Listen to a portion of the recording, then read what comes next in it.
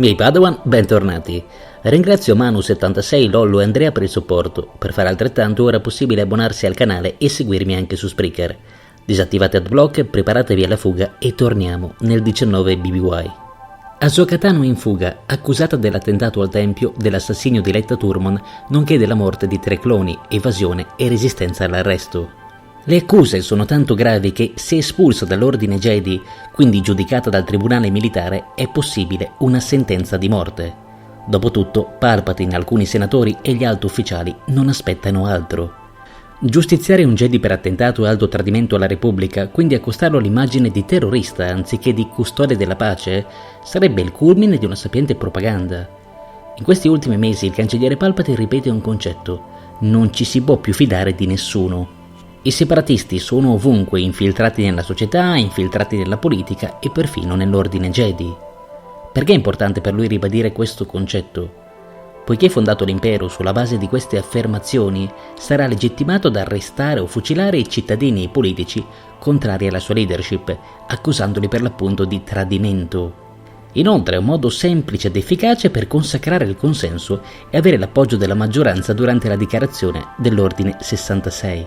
Think of all the times we have been fooled by the separatists and how they have infiltrated the Republic. Perfino l'ammiraglio Tarkin e gli ufficiali della cellula di consulenza strategica, tra cui Krennic, sebbene non conoscano il piano di Palpatine, hanno tutti gli interessi a svalutare l'importanza dei Jedi. Perché? Principalmente per 2 motivi. L'opinione pubblica, i mass media e i cittadini contestano l'ordine Jedi, da alcuni accusato di corruzione. Al contrario, acclamano cloni e ammiragli, mentre aumentano le domande di arruolamento. Per l'esercito, dopo interi secoli in cui i custodi della pace hanno ridimensionato il ruolo dei soldati, si prospetta un futuro di grande rilievo. Inoltre gli ufficiali considerano limitante, se non addirittura inefficiente, il codice Jedi. Non dimentichiamo infatti che segretamente con l'appoggio delle industrie belliche stanno assemblando la Morte Nera. Finché i Jedi avranno un ruolo centrale nella politica e nella società repubblicana, armi simili saranno proibite. Per questo motivo, oltre al Senato, anche i militari vogliono esonerare l'Alto Consiglio dalle questioni più delicate. Qual è il problema? Più si tenta di esonerare i Jedi, più questi, giustamente, diffidano della Repubblica.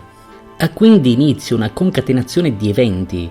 I cavalieri, sempre più allarmati, organizzano missioni segrete, escluse dagli atti ufficiali, scendono a compromessi violando il codice pur di vincere il lato oscuro. Addirittura, nonostante la politica chieda di ridimensionare il potere dell'ordine, l'Alto Consiglio chiede al contrario più controllo sui movimenti del cancelliere supremo Sheev Palpatine. Hanno capito ci sia qualcosa di strano, ma ormai è troppo tardi.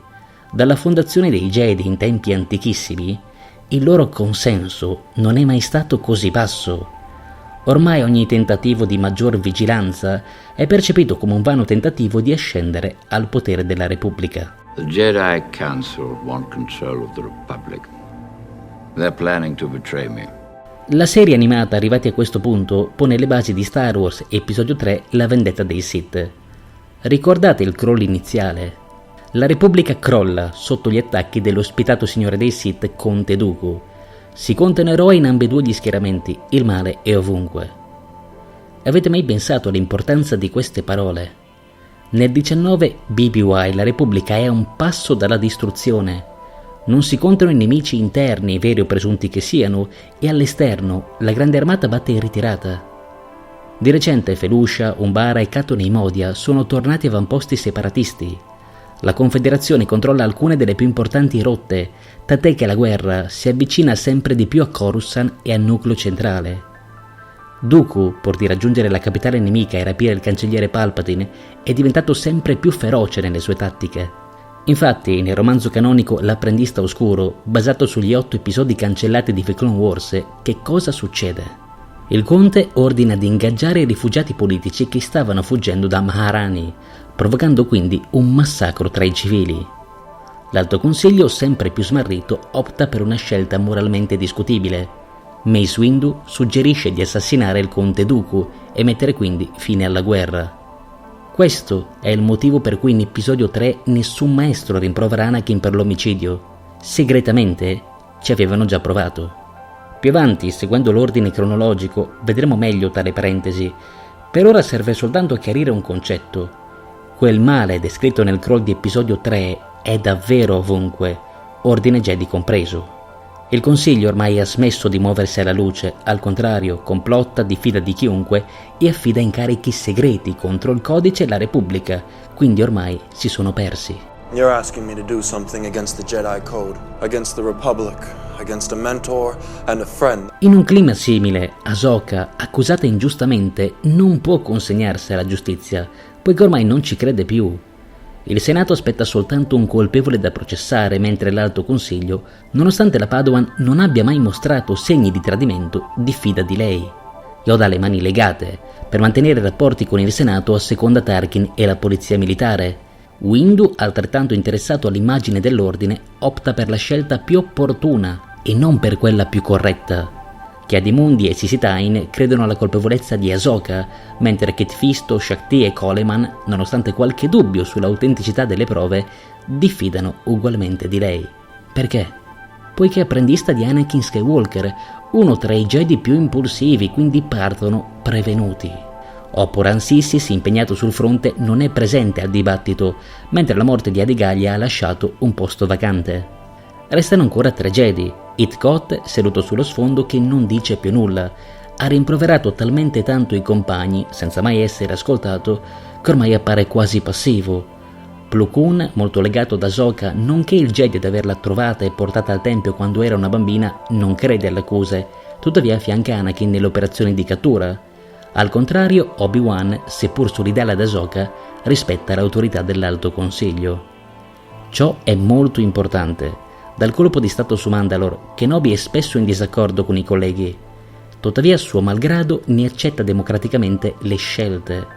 Chi ha letto L'apprendista oscuro o visto gli episodi della 6ª stagione può capirmi, ma anche in La vendetta dei Sith si percepisce la sua diplomazia nel voler trattare questioni delicate. Obi-Wan sarà contrario a usare Anakin come spia del cancelliere supremo Sheev Palpatine, ma alla fine obbedirà ugualmente. Anakin, I am on your side. I didn't want to put you in this situation. The Council wants you to report on all the Chancellor's dealings. Notate quanti elementi, quanti piccoli dettagli vadano ad approfondire ciò che vedremo nel 3° film. Ma in tutto questo casino, dov'è ora Ahsoka?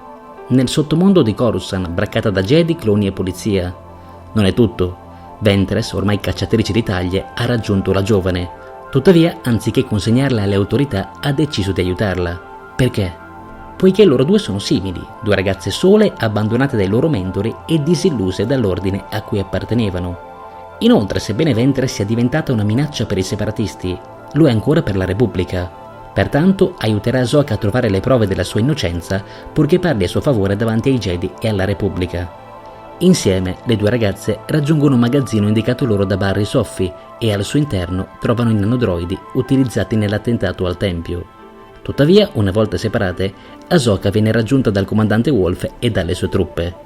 Stordita, viene quindi catturata nelle vicinanze del lotto di NMK, ingeriti da Jakar per mano di Letta Thurmond. La situazione per la Padawan si è aggravata e nonostante credessero in lei, anche Anakin e Plo Koon maturano dubbi sui rapporti tra Ahsoka e Ventress. She was subdued by the clones and found in possession of explosive nanodroids. Qualcosa non torna. Ahsoka, ora in custodia dei Jedi, era in possesso di esplosivi, nonché in compagnia di Ventress, ex comandante separatista. Tuttavia una terza persona si è intromessa, il vero Jedi traditore. Lui ha messo fuori gioco Ventress, ha rubato le sue spade e la maschera da cacciatrice, quindi avvertendo la polizia militare ha trattenuto Ahsoka fino alla sua cattura, per poi sparire senza lasciare traccia. Chi è questo misterioso cavaliere? Ancora non lo sappiamo, ma ha le spade di Ventress, un indizio che potrebbe farci risalire alla sua identità.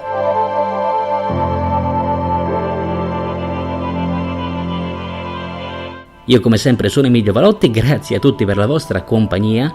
Se volete aiutarmi premete mi piace per entrare nell'algoritmo di YouTube e quindi essere consigliato tra i video. Io come sempre vi aspetto al prossimo episodio. Che la forza sia con voi.